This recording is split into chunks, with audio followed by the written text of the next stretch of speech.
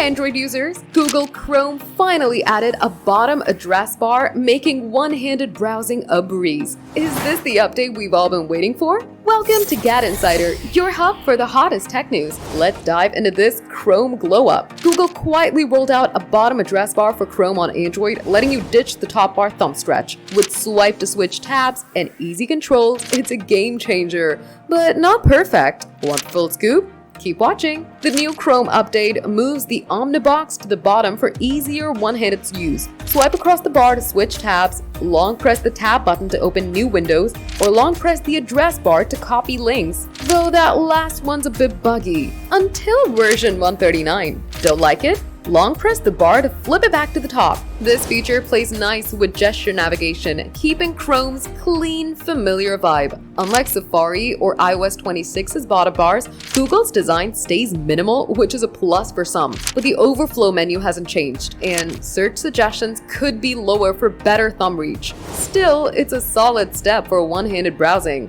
After lagging behind competitors like Safari, Google's bottom address bar catches Chrome up, making browsing smoother on Android's big screens. It's a small tweak with big usability gains, although fans want more tweaks to perfect it. Is this enough to keep Chrome as your go-to browser? Update Chrome on your Android device today and test the bottom address bar. Swipe, tap, and browse with ease, then decide if you're team top or bottom bar. What's your take on this update? Drop it below. That's the scoop on Chrome's new bottom address bar for Android. Are you hyped for one-handed browsing or wishing for more tweaks? Drop your thoughts in the comments. We read every single one. If you love this news, smash that like button, subscribe to GadInsider, and hit the bell icon for more tech updates.